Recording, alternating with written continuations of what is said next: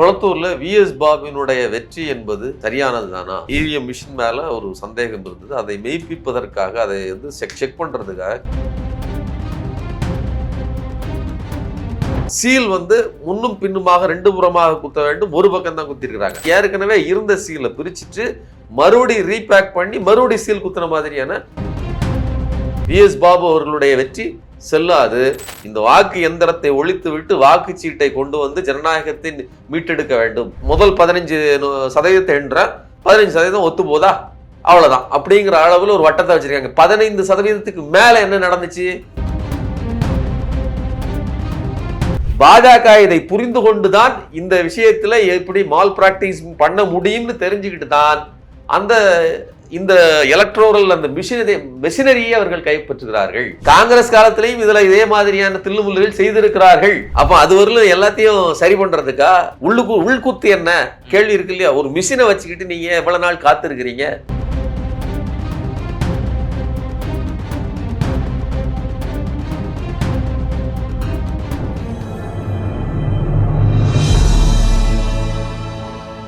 Tamil news நேர்களுக்கான வணக்கம். இன்றைய சிறப்பு நேர்காணலில் முறைந்திருப்பவர் ஊடகவியலாளர் திரு சுமன் கவி அவர்கள். சார் வணக்கம். சார், கொளத்தூரில் நடந்த அந்த ஒரு மறு ஆய்வுக்கான ஒரு கோரிக்கை வச்சிருந்தாங்க. அதில் பல ஆட்சேபனைகள் திமுக தரப்புக்கு இருந்துச்சு. சென்னை உயர்நீதிமன்றத்தில் தற்போது வழக்கு தொடுக்கப்பட்டிருக்கிறது. அந்த வழக்கினுடைய விவரங்கள் என்ன பின்னணி சார்? கொளத்தூர்ல விஎஸ் பாபுவினுடைய வெற்றி என்பது அது சரியானது தானா? அதாவது ஸ்டாலின் அவர்கள் தோற்றதாக அறிவிக்கப்பட்டது உண்மைதானா அப்படிங்கிற அந்த டவுட் வந்து திமுகவுக்கு வலுவாக இருந்தது. அவர்களுக்கு அந்த இவிஎம் மிஷின் மேலே ஒரு சந்தேகம் இருந்தது. அதை மெய்ப்பிப்பதற்காக, அதை வந்து செக் பண்ணுறதுக்காக கேட்டிருந்தாங்க. இவர்களும் கூட ஒரு 2 மாதத்துக்கு அப்புறம் தான் அனுமதி கொடுத்தாங்க. அதன் அடிப்படையில் வந்து 13 எந்திரங்கள், 1, 17, 28, 31, 32 எப்படின்னு சொல்லி பல்வேறு எந்திரங்கள், ஒரு 130 இந்த மாதிரியான நம்பர்களில் ஒரு ரேண்டமாக எடுத்து அந்த 13 எந்திரங்களையும் சோதிச்சு 14 அதில் 6 எந்திரங்கள் வந்து, அதாவது அவர்கள் என்ன நாம் சொல்கிறாங்களோ அதற்கு விரோதமாக இருக்குது. ஒரு இது விவிபேட்டு ஒர்க் ஆக மாட்டேங்குது. இன்னொன்று சீல் வந்து முன்னும் பின்னுமாக 2 புறமாக குத்த வேண்டும், ஒரு பக்கம் தான் குத்திருக்கிறாங்க. இப்படி ஒவ்வொன்றிலும் இன்னொன்று சீல் வந்து புதுசாக இருக்குது. அதாவது ஏற்கனவே இருந்த சீலை பிரிச்சுட்டு மறுபடியும் ரீபேக் பண்ணி மறுபடியும் சீல் குத்துன மாதிரியான இதெல்லாம் இருக்குது. இப்படி இதையெல்லாம் வந்து மென்ஷன் பண்ணி கிட்டத்தட்ட 6 எந்திரங்களில் குளறுபடி இருக்குது அப்படிங்கிறத அவங்க கண்டுபிடிக்கிறாங்க. அதை ஏற்கனவே வந்து என்ஆர் இளங்க வந்து வெளிப்படுத்தி பேசினார். இப்போ நம்ம சந்தேகப்பட்டது மாதிரி ஆதாரம் கிடைச்சிருச்சு. நாமும் ஒரு 14 இதில் வந்து உங்களுக்கு 6ன்னு சொன்னால் என்ன அர்த்தம்? கிட்டத்தட்ட ஒரு 40% தப்புன்னு அர்த்தம். ஸோ அதை நீங்கள் வந்து 40ல் 1% தப்பாக இருந்தால் கூட அதை நீங்கள் கிளைம் பண்ணுவதற்கு உங்களுக்கு உரிமை உண்டு. அப்போ இதை அடிப்படையாக வைத்து இந்த வெற்றி செல்லாது, விஎஸ் பாபு அவர்களுடைய வெற்றி செல்லாது. ஸ்டாலின் அவர்கள் தான், அதாவது பெட்டிஷனரான ஸ்டாலின் அவர்கள் நான் தான் வெற்றி பெற்றேன்னு நீங்கள் அறிவிக்கணும். ஏன்னா ஐ எம் தி விக்டிமா. நீங்கள் இன்னொன்று பார்க்கணும், இது வந்து அவர் பாதிக்கப்பட்டிருக்கிறாரு. நீங்க ஒரு தவறான எந்திரத்தை வச்சு அந்த எந்திரம் சரியா வேலை செய்யல, அதை வச்சு நீங்க வந்து தேர்தல் எலக்ட்ரல் இது பண்ணிருக்கீங்க, அதன் அடிப்படையில் நீங்க அறிவிச்சிருக்கீங்க அப்படின்னு சொன்னால் அப்ப அந்த வெற்றியும் செல்லாது. அதுல பாதிக்கப்பட்டவன் நான், அந்த அடிப்படையில் நீங்கள் உடனடியாக ஆக்ஷன் எடுக்க வேண்டும் அப்படின்னு சொல்லி இந்த பெட்டிஷன்ல அவர் குறிப்பிட்டிருக்கிறாரு. சார், இப்போ இதுல எந்த அளவுக்கு வந்து பாதிக்கப்பட்டவர்களுக்கு நீதி கிடைக்கும் அப்படிங்கிற ஒரு கேள்வியும் இருக்கு. இப்போ அப்பாவு அவர்களுடைய கேஸ் உதாரணத்துக்கு எடுத்துப்போம். அப்பாவு எப்போ போட்டாரு? நான் பள்ளிக்கூடம் படிக்கும்போது போட்டாருன்னு நினைக்கிறேன். 2016 காலகட்டத்தில் போட்டிருந்தாரு. பிறகு 10 ஆண்டுகளுக்கு பிறகு இப்போதான் சென்னை உயர்நீதிமன்றம் மிக சமீபத்தில் தான் அவருடைய வெற்றி, அவர் தான் வெற்றி பெற்றவர் அப்படின்ற ஒரு இதை கொடுத்துருந்தாங்க. அவர் இந்த இவிஎம் மறு ஆய்வுக்கு இது பண்ணணும், மீண்டும் அந்த தபால் வாக்குகளை எண்ணுங்கிற மாதிரிலாம் அவர் பெட்டிஷன்ஸ் கொடுத்துருந்தாரு. துணை ராணுவ படையினர் குண்டுக்கட்டாக அவரை எப்படியெல்லாம், அவரே ஒரு வயதானவர், அவர் தூக்கி போட்டாதை நம்ம பார்த்தோம். இது நம்ம கடந்த காலத்தில் நம்ம கண் முன்னே தெரிந்த ஒரு விவகாரம். இப்போ திரு மு.க. ஸ்டாலின் ஒரு பெட்டிஷன்ஸை கொடுத்துருக்கிறாரு. அந்த பெட்டிஷன்ஸில் வேற என்னென்னலாம் கிளைம் பண்ணியிருக்காரு, அவருக்கு உரிய நீதி கிடைக்கும் நம்ம நம்பலாம். அதாவது ஆதாரத்தை இவர்கள் மட்டும் அதாவது நாம தனியா இருந்துகிட்டு இந்த மிஷின்ல தப்பு இருக்குங்க, இந்த மிஷின் நம்பத்தகுந்த மிஷின் இல்லை அப்படின்னு நான் சொல்றேன். இதே மாதிரி நிறைய பேர் சொல்றாங்க. இதற்கான ஆதாரங்களை தொகுத்து ஒரு புத்தகமாகவே வாக்கு எந்திர மோசடின்னு சொல்லி நம்ம பத்திரிகையாளர் ஐயநாதன் அவர்கள் போட்டிருக்கிறாரு. இதற்கு எதிராக ஒரு MRVRனு ஒரு இயக்கத்தை ஆரம்பிச்சிருக்கிறோம். இந்த வாக்கு எந்திரத்தை ஒழித்து விட்டு வாக்குச்சீட்டை கொண்டு வந்து ஜனநாயகத்தை மீட்டெடுக்க வேண்டும், இந்திய ஜனநாயக மீட்டெடுப்பு இயக்கம்னு அமைச்சிருக்கிறோம். இதெல்லாம் வந்து ஒரு வகையாக நாங்க இயங்கிட்டு இருந்தா கண்கூட நீங்க ப்ரூவ் பண்ணணும்ல. மக்கள்கிட்ட கொண்டு போய் நீங்க ஒரு விஷயத்தை வைக்கிறீங்க, லாப்படி சட்டப்படி நீங்கள் இதுக்கு போகணும்னா வெறும் சந்தேகத்தை மட்டும் கிளப்ப முடியாது. அப்ப ஆதாரம் வேணும். ஆதாரம் இங்க கண்கூட இருக்குது. 6 பெட்டிகள் குளறுபடி செய்திருக்கிறது, மால் பிராக்டிஸுக்கான எல்லா வசதிகளும் இருக்குது அப்படின்னு சொல்லி கண்கூடாக கையில் வந்து விட்டது. இன்னும் கூடுதலா NR இளங்கோ அவர்கள் தலைமையில தான் திமுக உள்ளவர்கள் அங்க இருக்கிறாங்க. அது போக பெல்லை சேர்ந்த அதிகாரி ஒருவர், பெல் பாரத் எலக்ட்ரானிக்ஸ் லிமிடெட்னுடைய அந்த அதுவும் அரசாங்கத்தினுடைய அந்த அரசாங்க நிறுவனத்தினுடைய அதிகாரி, அந்த விவிபேட் அந்த அமைப்புகளை எல்லாம் இது மேனுஃபேக்சரிங் பண்ற அந்த அமைப்பினுடைய நிர்வாகிகள் அங்க இருக்கிறாங்க. அவருக்கு அதுவும் ஒருத்தர் இருந்துதான் அதை சரி பார்க்கிறார். அப்ப இது எல்லாம் அவர்கள் கண் முன்னாடி தான் நடக்குது. இவங்க ஏதோ இட்டு கட்டி ஒரு இப்ப இந்த மிஷின் நம்ப தகுந்தது இல்லைங்க. இது எப்படிங்க, நாம ஒரு எந்திரத்துல அழுத்துறோம், நீங்க யோசிச்சு பாருங்க.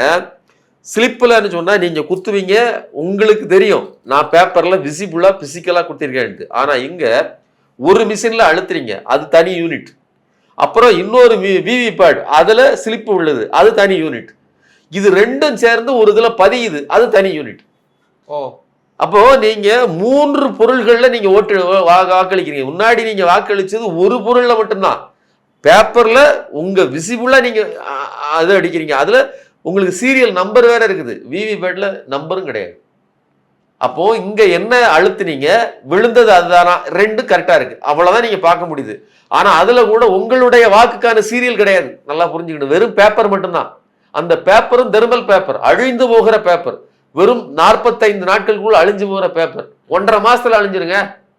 ஆனா இவர்கள் இப்போ கிளைம் பண்ணியிருக்காங்க. ஸ்டாலின் அவர் என்ன சொல்றாருன்னா, ஒட்டுமொத்த அந்த விவிபேட்டையும் எண்ணி வாக்குகளோடு டேலி பண்ணணும், பண்ணி காட்டுங்க அப்படின்னு சொல்றாரு. அப்படி பண்ணி காட்டுவதற்கு இவர்கள் ஒத்துக்கொள்வதில்லை. 10% 15% மட்டும்தான் நாங்கள் எண்ணுவோம், அது சரியா இருக்கு அப்படிங்கிற மாதிரி இருந்தா அது அவ்வளவுதான் அப்படிங்கிற அளவுல தான் அவர்கள் சட்டத்தை வச்சிருக்காங்க. ஒரு சாம்பிளுக்கு. ஆமா, நான் பாருங்க, முதல் 15% என்ற 15% ஒத்து போதா, அவ்வளவுதான் அப்படிங்கிற அளவுல ஒரு வட்டத்தை வச்சிருக்காங்க. 15%க்கு மேல என்ன நடந்துச்சு அது கேட்க முடியாது. இப்ப எதுல, அதாவது நீங்க அந்த மிஷினுக்குள்ள எத்தனாவது ஓட்டுக்கு பிறகு அது நடக்கணும், எத்தனாவது பெர்சன்டேஜுக்கு பிறகு நடக்கணும்னு கூட செட் பண்ண முடியும். அப்படி இருக்கும்போது அந்த வாக்கு எந்திரத்தை நம்ப முடியாது. இதைத்தான் நாம சொல்றோம். சரி, அதுக்கு ஆதாரம் வேணும்ல. ஆதாரம்னா கண்கூடாக கிடைத்திருக்கிறது. அதுவும் சாதாரண ஒருத்தர் கிடையாது, ஏதோ ஒரு XYZ, ஏதோ ஒரு MLA கண்ணுக்கு தெரியாதவர் இல்ல. தெளிவாக ஒரு முதலமைச்சராக இருந்தவர், அவர் நேரடியாக களத்தில் இறங்கி அவருடைய டீம் உட்கார்ந்து இதை ஆய்வு செய்கிறது. பட்டவர்த்தனமாக இங்கே மால் பிராக்டிஸிங்கான இது கிடைச்சிருக்குது. நீங்க சொன்ன மாதிரி கடந்த காலங்களில் இவர்கள் எவ்வளவு இழுத்தடிப்பு செய்தார்கள், எப்படியெல்லாம் அவரை பந்தாடினார்கள், அதெல்லாம் இருக்குது. அப்பாவு அவர்களுக்கு நடந்தது அது மட்டும் கிடையாது. தேர்தல் ஆணையம் எப்போதுமே இந்த விவிபேட்டுக்கோ இந்த மிஷினுக்கு எதிரான வழக்குகளை ஜென்யூனாவே டீல் பண்ணது கிடையாது. நீங்க ஓட்சோரி சொன்னாலும் சரி, அதுக்கு ஒழுங்காக அது பதில் சொல்லாது. இந்த மிஷின் தப்பானதுன்னு சொல்லி 2024 வாக்கில் எலன் மஸ்க் சொல்றாரு, இந்த மிஷினை நம்ப முடியாதுங்க, electoral machine is not, voting machine is not, என்ன சொல்றது, நம்ப தகுந்ததல்ல அப்படிங்கிறார். அதுக்கு உடனே இங்கிருந்து தலைமை தேர்தல் அதிகாரி, அன்னைக்கு தலைமை தேர்தல் அதிகாரியா இருந்தவர், அன்னைக்கு அங்க பதில் சொல்றாரு, அப்படிலாம் கிடையாது, உங்க ஊர்ல இருக்கிற மிஷின் இன்டர்நெட் கனெக்ஷன் உள்ளது, வைஃபை மற்றும் ப்ளூடூத் கனெக்டிவிட்டி இருக்குது, வயர்டு கனெக்ஷன் இருக்குது, இது அப்படி கிடையாது. 3 யூனிட் இருக்குன்னா தனி, இன்னொரு 3 யூனிட் இருக்குன்னா தனி, இதோட வேற எதுவும் கலக்காது அப்படின்னு சொல்றாரு. முதல் பதில். அவர் ஒரே பதில், எந்த மிஷினையும் ஹேக் பண்ணலாம், எந்த மிஷினையும் எங்கேயும் இருந்து ஹேக் பண்ணலாம் அப்படின்னு யார், எலன் மஸ்க் சொல்றாரு. அதற்கு 2வது பதில் சொல்லணும்ல, இவர்கள் சொல்லியிருக்கணும்ல, சொல்லலையே. அப்போ முதல் கேள்விக்கு முதல் இதுக்கு பதில் சொன்ன இவர்களால் 2வது ஏன் வாதாடினா அங்க அம்பலப்பட்டு போயிருப்போம், உலக அரங்கில் அசிங்கப்பட்டிருப்போம். ஜெர்மனி 2009க்கு முன்னாடி 2007லயே இதை வித்ட்ரால் பண்ணிடுது. அவங்க ஜெர்மனியினுடைய அந்த உச்ச நீதிமன்றத்துக்கு போன உடனே இதை நிராகரிச்சிடுறாங்க. 2009 அத்வானி பிரதமர் வேட்பாளராக நின்ற தேர்தலில் பாஜக படுதோல்வி அடைகிறது. இந்த மிஷன் மேல அவர்களுக்கு சந்தேகம் வருகிறது. அவர்கள் குறிப்பாக இன்னைக்கு முக்கிய பொறுப்பில் இருக்கக்கூடிய பாஜகவின் தலைவராக இருக்கக்கூடிய நரசிம்மராவ்னு ஒருத்தர், அவர் ஆந்திர பிரதேசத்தை சேர்ந்தவர், அவர் வேற ஒரு நரசிம்மராவ். அவரு ஒரு புத்தகம் எழுதுறாரு, இந்த வாக்கு எந்திரம் என்பது ஜனநாயகத்தின் படுகொலி, ஜனநாயகத்தை அழித்தொழிக்கிற ஒரு இயந்திரம் சொல்லி ஒரு புத்தகம் எழுதுறாரு. அந்த புத்தகத்துக்கு அணிந்துரை வழங்கி அத்வானி தான் வெளியிடுறாரு. வெளியிட்டு ஜெர்மனியில இதே மாதிரி நடந்திருக்குது, அவர்கள் வித்ட்ரால், அதாவது பழைய முறைக்கு வாக்குச்சீட்டு முறைக்கு போயிருக்காங்க, நெதர்லாந்தில் கிடையாது, இதற்கான சிப்பு தயாரிக்கிற நிறுவனமான, அதாவது ஜப்பான்ல இருக்கக்கூடிய நிறுவனத்துல சிப்பு தயாரிக்கிறாங்க, ஆனால் அந்த நிறுவனத்தில் அவர்கள் அங்க ஜப்பான்ல இது கிடையாது. அதாவது ஊர்ல உள்ளவங்களுக்கு எல்லாம் சிப்பு தயாரிச்சு அவங்க கொடுக்குறாங்க, ஆனா அவர்கள் நாட்டில் வாக்குச்சீட்டு தான் வச்சிருக்காங்க. இப்படியாக இது எல்லாத்தையும் கோட் பண்ணி அவரு கேட்கிறாரு தேர்தல் ஆணையத்திட்ட. அப்போ உடனே கூப்பிட்டு வாங்க அப்படின்னு சொல்லி அவர்கள் ஒரு 4 பெட்டியை வைத்து எண் போட்டு காமிக்கிறாங்க. பாத்தீங்களா, 4 இது செக் பண்ணி காட்டுறோம். அப்போ அவர்கள் வைத்திருக்கிற அந்த இப்போ மேஜிக் நடக்கும் இல்லையா, பாத்திருக்கீங்களா, இப்போ ஒழுங்கா வேலை செய்தா, இது வேலை செய்தா அப்படின்னு சொல்லி அவருக்கு விளக்கம் கொடுக்குறாங்க. அப்போதும் திருப்தி படாமல் தான் அவரு அந்த புத்தகத்தை வெளியிடுறாரு. எதுக்காக சொல்றேன்னா, இதுல முதல் விக்டிமே பாஜக தான். பாஜக இதை புரிந்து கொண்டுதான் இந்த விஷயத்துல எப்படி மால் பிராக்டிஸ் பண்ண முடியும்னு தெரிஞ்சுக்கிட்டு தான் அந்த இந்த எலக்ட்ரோரல் அந்த மெஷினரியை அவர்கள் கைப்பற்றுகிறார்கள். நீங்க ஒட்டுமொத்த இன்னைக்கு தேர்தல் ஆணையம் யார் கையில் இருக்குது, பாஜகவின் கட்டுப்பாட்டில் இருக்குது. அப்ப அவர்கள் ஒருபோதும், அது காங்கிரஸ் காலத்திலையும் அவர்கள் சரியாக பதில் சொன்னது கிடையாது, இப்ப மோடி காலத்திலையும் அவர்கள் பதில் சொல்ல போறதே கிடையாது. இதுல 2 பேருக்கும் பங்கு இருக்கு, நல்லா புரிஞ்சுக்கணும். காங்கிரஸ் காலத்திலையும் இதுல இதே மாதிரியான தில்லுமுல்லுகள் செய்திருக்கிறார்கள். அப்படி செய்ய போய் தான் அத்வானி அன்னைக்கு கதறினாரு. பாஜக இப்ப அந்த இடத்துக்கு வந்துருச்சு.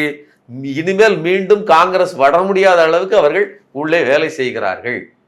அதனாலதான் நீங்க இப்ப போனீங்க அப்படின்னு சொன்னா பிரச்சனை நீங்க சொல்றது எல்லாமே இருக்குங்க. என்னன்னா இந்த அளவு 100% இப்ப அவங்களுடைய பிரேயர் பார்த்தோம்னா 100% இந்த விவிபேட்டை எண்ணணும். விவிபேட்டை எண்ணது மட்டும் இல்லாம இயந்திரங்கள் பதிவாக இருக்கக்கூடிய வாக்குகள் அதையும் முழுவதுமா வந்து ரீகவுண்டிங் பண்ணணும். 2த்தையும் இணைத்து நீங்க வந்து உங்களுடைய அந்த இதை வந்து நீங்க வெளிப்படுத்தணும் அப்படின்றாங்க. ஆனா இதுவரைக்கும் நீங்க சொன்னது போல 100% விவிபேட் எண்ணுங்கிறது, மறு வாக்கு பதிவு, வாக்கு எண்ணிக்கையை வந்து கேட்டது, இதெல்லாம் தேர்தல் ஆணையம் வந்து முற்றிலுமாக வந்து மறுத்திருக்கிறது நம்ம கடந்த காலத்துல பார்க்கிறோம்.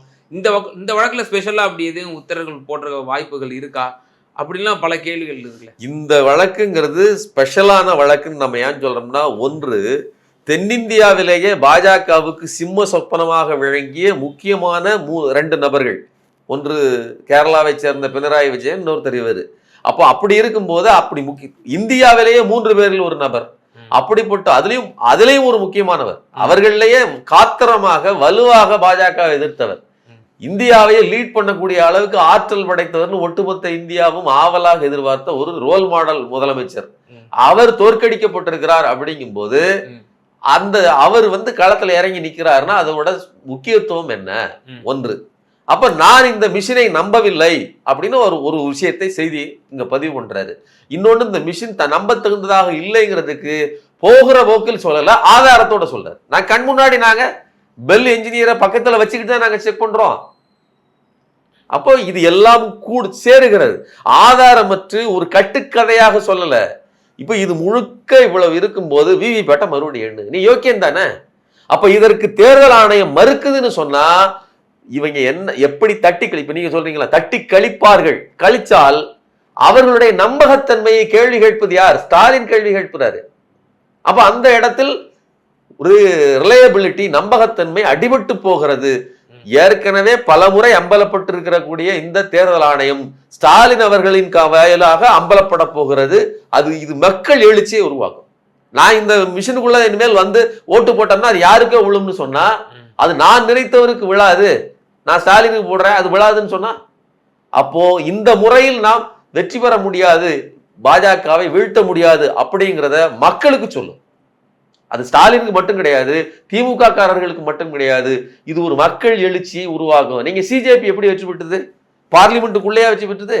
பார்லிமெண்ட்டுக்குள்ள சிஜேபிக்காக பேசிக் கொண்டிருந்தார்கள். ஆனால் சிஜேபி பார்லிமெண்ட்டுக்கு வெளியில் நின்று பேசியது.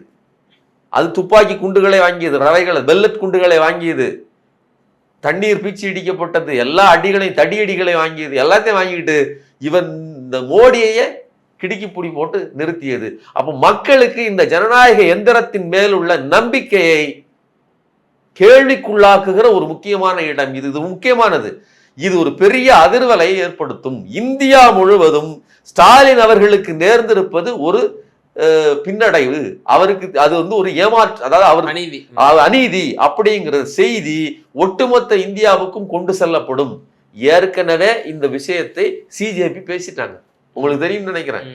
இந்த தேர்தல் ஆணையமும் இந்த மிஷினும் இருக்கிற தண்டியும் பாஜகவை ஒருபோதும் நீங்கள் வீழ்த்த முடியாதுன்னு சொல்லி சிஜேபி பேசி இருக்கிறது. சோ இதையெல்லாம் கூட்டி கழிச்சு பாத்தீங்கன்னா அடுத்து வருகிற ஜென்சி தலைமுறைக்கும் ஒட்டுமொத்த இந்திய மக்களுக்கும் ஆதாரபூர்வமாக இப்படிதாங்க நடக்குது. இவர்கள் செவிசாய்க்கவில்லை. ஒண்ணு செவிசாய்க்கணும், 50-50 வச்சுக்கிடுவோம். ஸ்டாலின் அவர்களுடைய இந்த பிரேயர் அப்ளிகபிள் ஆனிச்சுன்னா ஒன்று இவரை நேரடியாக வெற்றி பெற்றவராக அறிவிக்கணும், இல்ல அனைத்து விவிபேட்டை எண்ணணும். எண்ணுனா முடிஞ்சு போச்சு. எண்ணுனாலே முடிஞ்சிருச்சு. நான் என்ன சொல்றேன், விவிபேட்டையும் இதையும் எண்ணி ஒப்பிட்டுட்டாலே முடிந்து விட்டது. அதற்கு நாங்க ஒத்துக்கிட மாட்டாங்க. அதுல ஒரு சிக்கல் இருக்கு. என்னன்னா, அப்படி எண்ணி ஒப்பிட்டு மாட்டிக்கிட்டாங்கன்னு வச்சுக்கோங்க, இதே மாதிரி தானே மற்ற கான்சிக்வன்ஸும் இருந்திருக்கும். 234லயும் இதுதான் நடந்திருக்கும். மறுபடியும் எண்ணு அப்படின்னு ரீகவுண்டிங்க்கு மற்றவங்களும் கேட்பார்கள். அப்போ விவி பேட்டனுடைய பர்பஸை கேள்விக்குறியாகுதுல. மக்களுக்கு ஜஸ்ட் ஒரு பார்வைக்கு மட்டும்தான் அதை வச்சிருக்கீங்களா? மக்களுமே அது அந்த விவி பேட்டை பார்க்க முடியுமா? அதுவும் ஒரு பெட்டியில வச்சிருக்கிறாங்க விவி பேட்டை தனியா. நம்ம ஒரு சின்னத்துல ஒரு கிளிக் பண்ணிட்டு வந்துருவோம். ஜஸ்ட் ஒரு நம்ம ஓட்ட அவங்களுக்கு தானே சொல்லி உறுதிப்படுத்துறதுக்கு விவி பேட்டை பார்க்குறோம். ஓகே, அது சம்டைம் லேட்டாகவும் வருது. நான் கடந்த தேர்தலுக்கு லோக்சபா தேர்தலில் போடும்போது ரொம்ப லேட்டாக வந்துச்சு. சட்டசபையில் தேர்தலில் எனக்கு அது ஷோ ஆனிச்சா கூட தெரியல, ரொம்ப இதுவாக இருந்துச்சு, பிளைண்டாக இருந்துச்சு. சரி, ஓகே, நம்ம இப்போ குத்திட்டோம். அந்த மிஷினுக்கு நிகராக ஒரு வெளிச்சம் வந்துச்சு, ஒரு லைட் எரிஞ்சிச்சு, அவ்வளோதான் அப்படிங்கிற மாதிரி நம்ம வந்துட்டோம். அப்போது அந்த விவிபேட்டனுடைய இதுதான் என்ன, எதுக்கு தான் இப்போ அந்த விவிபேட் இருக்குங்கிற ஒரு கேள்வியும் அடுத்து வந்துடுது. அதுதான் சொல்கிறேன் தம்பி. இப்போ அந்த விவிபேட்டே வேணும்னு சொன்னதே அத்வானி மற்றும் இவர் நம்ம சுப்பிரமணிய சாமி அவர்களுடைய அழுத்தத்தின் வார்பட்டு அவர்கள் போட்ட கேஸ்ல தான். சுப்பிரமணிய சாமி இதுல ஒரு விக்டிம். அவர்கள் போட்ட கேஸ்ல தான் சரி, இப்ப இதெல்லாம் சரி, பழைய முறைக்கு நம்ம முழுசும் போக முடியாது, அப்ப என்ன பண்ணலாம்னா உடனே விவிபேட் கொண்டாந்துருவோம், இப்ப நீங்க இப்படி சீட்டாவும் உங்களுக்கு வந்துடும் அப்படின்னு சொல்லி ஒரு கண்கட்டி வித்தை தான். இப்ப என்னன்னா, நீங்க இதை நம்பணும், அப்படித்தானே? இப்ப இந்த மிஷின் இங்க இருக்குது, விவிபேட்ல வந்துடும் சொன்னா அதையும் கூட ஒரு குறிப்பிட்ட செகண்டுக்கு, ஒரு 4 செகண்ட் இல்ல 5 செகண்டுக்குள்ள நீங்க பார்த்துட்டு அதுக்குள்ள விழுந்துடும். அது அதுக்கப்புறம் அதை நீங்க உள்ள பார்க்க முடியாது. நீங்க இந்த மிஷினை கன்வேயர்ல போட்டு சீரியல் நம்பர் அடிப்படையில் எண்ணுவதற்கு டிரான்ஸ்பரண்டான இதுகள் கூட தயாரிக்க முடியும்.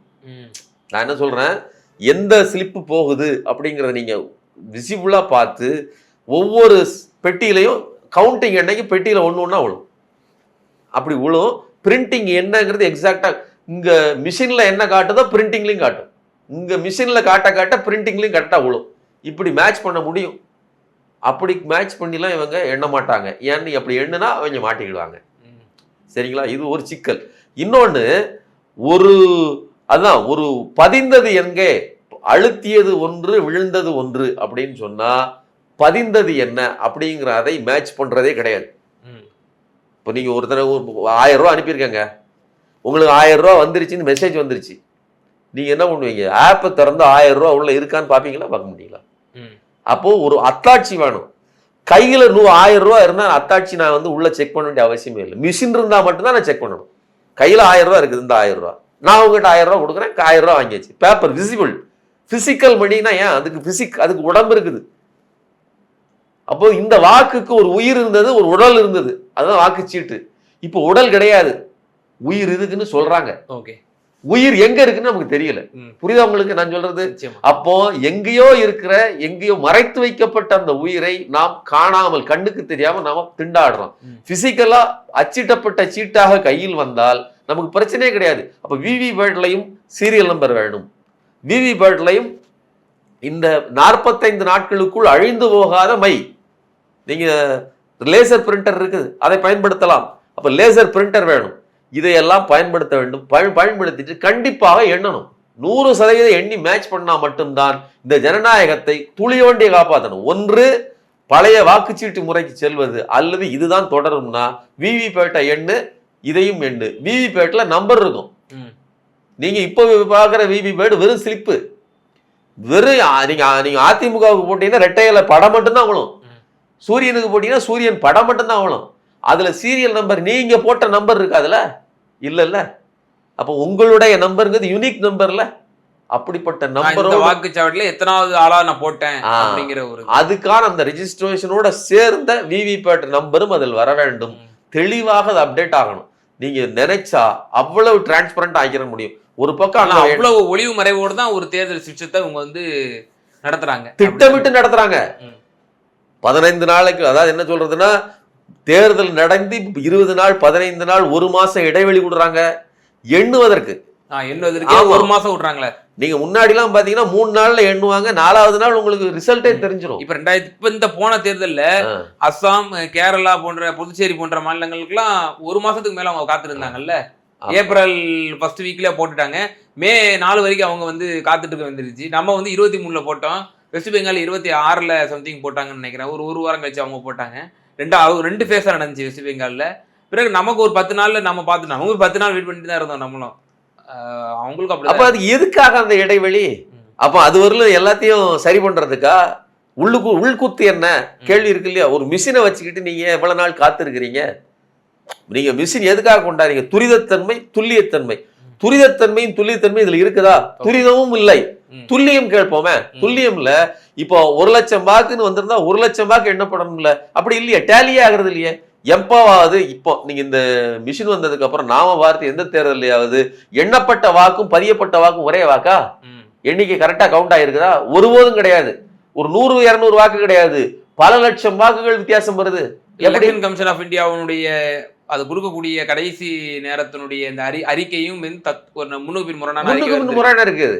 ஏன்னா இப்போ ஒரு 6 மணி வரைக்கும் இத்தனை எவ்வளவு போலா இருக்கு அப்படின்னு சொல்லி 7 மணிக்கு ஒரு ரிசல்ட் சொல்றாங்க. மறுநாள் காலையில ஒரு 3-4% கூட குறைய சொல்றதையும் நம்ம பார்த்திருக்கோம். இறுதியான ஒரு கேள்வி என்னன்னா சார், இப்போ ஞானேஷ்குமாருக்கு டொனால்டு ட்ரம்ப்பே ஒரு நற்சான்றிதழ் கொடுத்துட்டாருன்னு சொல்லி போன வாரம்லாம் பேசிட்டு இருந்தாங்க. அதுக்கு பாஜக பயங்கரமா அதுக்கு ஒரு ஃபயர் விட்டுட்டு இருந்தாங்க.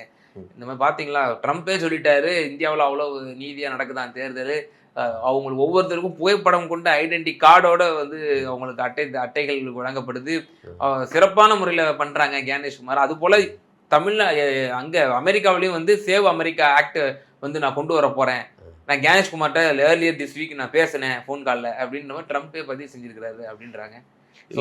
ட்ரம்ப்பே நற்சான்றிதழ் கொடுத்துருக்காராமே. ட்ரம்ப் கொடுத்தாரு அப்படின்னு அவரே சொல்லிட்டாரா அப்படிங்கிற மாதிரி தான் இருக்குது. ட்ரம்ப் சொல்லிட்டாரு அப்படின்னா ட்ரம்ப்புக்கும் இவர்களுக்கும் இடையில ஒரு பாசிஸ்டுக்கும் இடையில ஒரு அண்டர்ஸ்டாண்டிங் இருக்குது. அதை தான் நம்ம பார்க்க வேண்டியிருக்கு. ட்ரம்ப்போட நெருங்கிய நண்பரா இருந்த அல்லது இருக்கிற எலன் மஸ்க் சொன்னதை தான் நான் சொன்னேன். எலன் மஸ்க் சொன்னதுக்கு கடந்த பழைய தேர்தல் ஆணையர் ராஜீவ்குமார் என்ன பதில் சொன்னாரு 2024ல, அதற்கு எலன் மஸ்க் என்ன பேசினாரு நம்ம சொல்லிட்டோம். இப்ப ஞானேஷ்குமாருக்கு நற்சான்றிதழ் ட்ரம்ப் கொடுத்திருக்கிறாரு. அதாவது ஒரு பக்கம் இந்த எலக்ட்ரோனல் மிஷினை அவர்கள் பகடி செய்து அதை அம்பலப்படுத்துகிற வேலையும் நடந்திருக்கிறது. இன்னொரு பக்கம் அரசியல் ரீதியாக இது மூவ்மெண்ட். அதிகப்படியான வரிகளை தூக்கி விதிக்கிறாரு, டாரிஃப் விதிக்கிறாரு, புதிய ஒப்பந்தங்கள்ல கையெழுத்து போட்டிருக்காங்க, இந்தியாவையே அடிமை சாசனம் மாதிரி எழுதி கொடுத்துக்கிட்டு இருக்கிறாங்க. இப்படிப்பட்ட இடத்துல வந்து இவர்களுக்கு ஒரு சான்றிதழை யார் கொடுக்குறா? ட்ரம்ப் கொடுக்குறாருன்னா எப்படி இருக்குன்னு பார்த்துக்காங்க. ஏன்னா ட்ரம்ப் தான் இருக்கிறதுலே சொந்த நாட்டிலேயே அவருடைய திட்டங்கள் எல்லாம் நிராகரிக்கப்படுகிறது.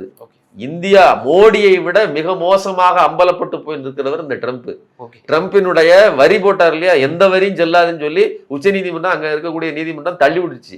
சரிங்களா? இப்படிப்பட்ட நிலைமையில இருக்கிற ட்ரம்ப் அவரு சொன்னா அது உத்தரவாதமா இருக்கும்னு சொல்லி சங்கிகள் கொண்டாடுறாங்கன்னு சொன்னா சங்கிகளுக்கும் ட்ரம்ப்புக்கும் இடையில டீல் இருக்குங்கிறத தவிர வேற எதுவுமே கிடையாது. இவர்கள் இன்னும் அம்பலப்பட்டு போயிருக்கிறார்கள் தான் உண்மை. நிச்சயமா சார், பல்வேறு கேள்விகளுக்கு ரொம்ப விரிவா தெளிவா பதில் சொன்னீங்க. ரொம்ப நன்றி.